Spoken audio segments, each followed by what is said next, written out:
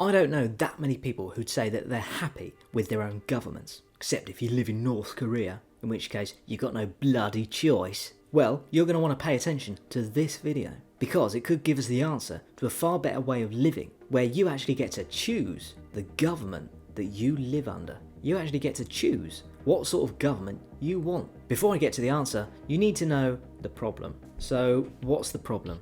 Governments. Governments are slow, they take years to decide on anything, they argue, and when they do finally do something, it takes years to flip and implement it, in which time another person is voted in and they cancel it all anyway. And whenever you vote one government in, you're always going to piss off just under half of the people that voted. Trying to change things through government is slower and more painful than a turtle with constipation. Well, this is the laxative, because I'm going to tell you why forming communities at sea could spell the end of governments as we know them. The solution is floating cities, or seasteading, which does sound a bit like a religious ceremony. Floating cities on the sea, where people live in modular pods that can attach, detach, and join other floating cities at any time. And since they wouldn't be in international waters, they would literally govern themselves. So instead of you having to put up your shitty government, with their ever increasing taxes on anything in flipping sight, the endless rules, the red tape, the waste,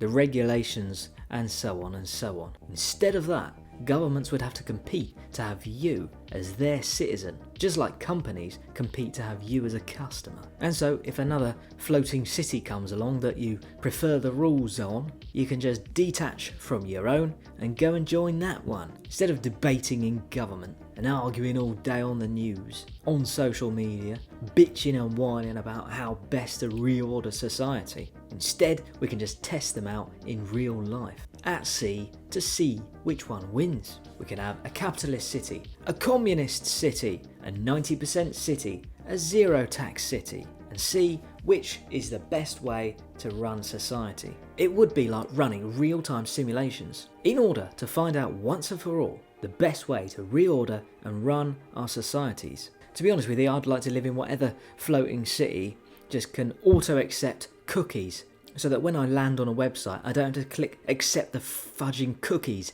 every single sodding time I land on a flipping website.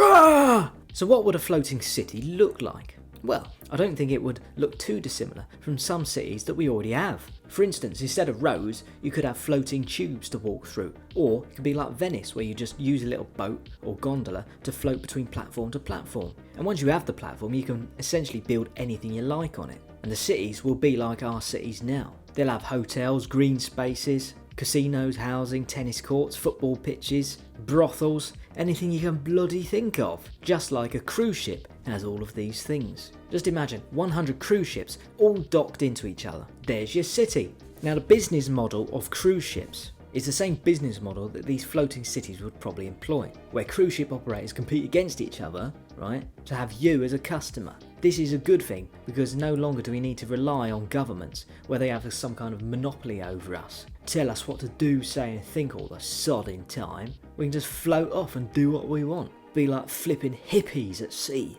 So what are seasteaders?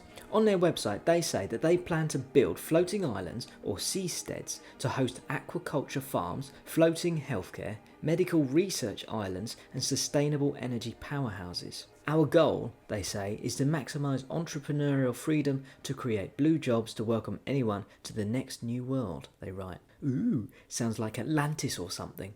Or even 30 free zones in Dubai. You need thousands of startup societies exploring the future, discovering the best ways of governing ourselves. As long as people can join them voluntarily and leave them voluntarily, we will engage an evolutionary market process, and solutions will emerge that we can't imagine now. The Institute was founded in 2008 by PayPal founder Peter Thiel and activist, software engineer and political economist, economic theorist Patrick Friedman, who is the grandson of Nobel Prize-winning economist Milton Friedman. Interesting. Mr. Thiel, a venture capitalist who co-founded PayPal, has funneled $1.25 million into the Institute and has previously called seasteading an open frontier for experimenting with new ideas government. The world's first floating nation designed to liberate humanity from politicians. The radical plans bankrolled by PayPal founder Peter Thiel will see a floating city nation built in the Pacific Ocean. Hotels, homes, offices and restaurants and more will be built by 2020 by the non-profit Seastead Institute. In January, the firm made a deal with French Polynesia to set up an experimental nation off its coast. Joe Quirk, president of the Seastead Institute, said he wants to see thousands of floating cities by 2050. Governments, he said, just don't get better,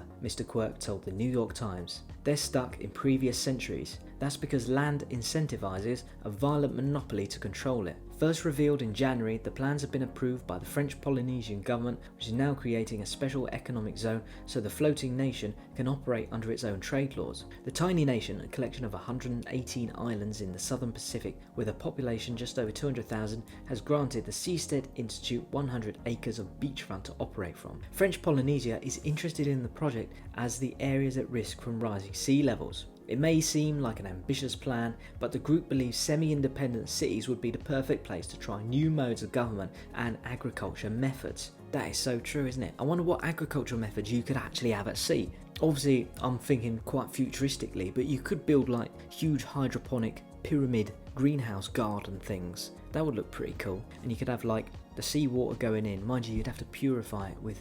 You couldn't just use seawater to grow things, could you? If you could have a floating city, it would essentially be a start-up country, Mr. Quirk said. Certainly he's quirky, isn't he, Mr. Quirk? Quirky Mr. Quirk. In 2012, soon after Mr. Quirk joined the Seasteading Institute, he wrote a paper with Mr. Friedman titled Seasteading: How Floating Nations Will Restore the Environment, Enrich the Poor, Cure the Sick, and Liberate Humanity from Politicians. Certainly sounds like a flipping utopian society, that does. It believes its floating city would create an environment that encourages innovation and start-up governments, rather than what it calls the monopolies of today. The Institute claims it will give people the freedom to choose the government they want instead of being stuck with the government that they get. Well, that would certainly be an ideal thing, wouldn't it? If inhabitants disagree with the city's government, they could paddle their colony to another city, forcing governments to work to attract citizens. The feasibility report supported the idea that the project is economically feasible, with each platform costing less than £10 million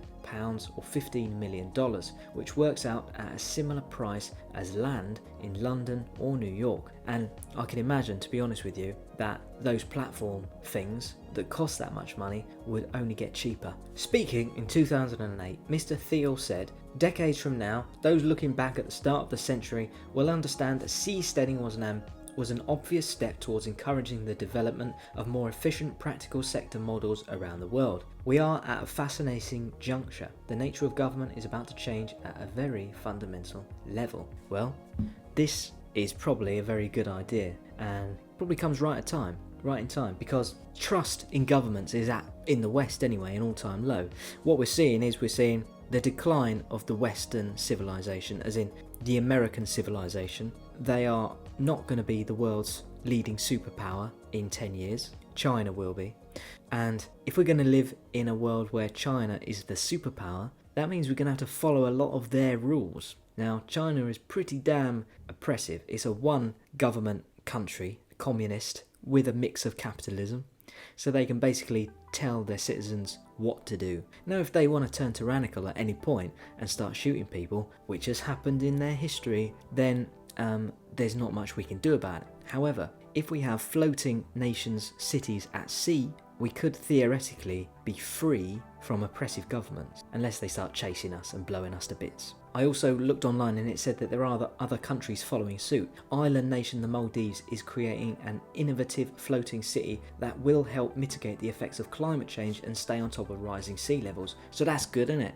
If what the scientists say is true about rising sea levels, then floating cities, give it like 100 years, we might have to all live on floating cities. Why living on the sea will be the future. I think people will just decide to do this as the technology arises to do it. I think it'll be a natural thing that we all do in the future, and it'll be normal.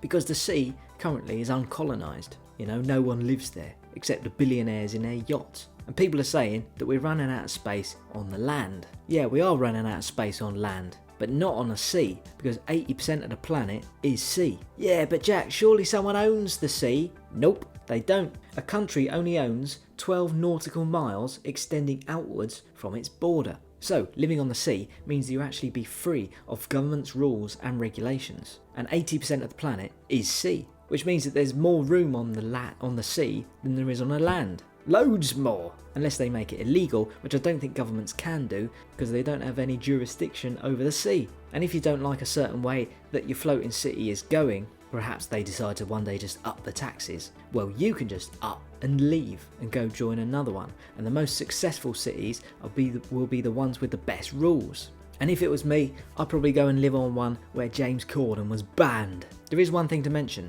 Before you start thinking, oh, this is amazing, well, let's all do this. I haven't even listed any of the problems yet. For one, who's going to police this, you know? What if two floating cities start fighting over the same space? Will each city have its own police force? I mean, it could turn into the Wild West of the sea, fighting and battles over certain territories and whatnot. What if a libertarian city comes into contact with a communist city? Unless they get some sort of floating police to sort it all out, all the disputes and whatnot. But then who's going to pay for that? You see, it's a bit more complicated than it first seems, ain't it? Still, could be funny. But I'm assuming if you're a clever clogs and you've come up with a way to build a city on the sea, I'm going to also assume that you have the foresight to get around these little problems, as well as not let your floating paradise descend into anarchy.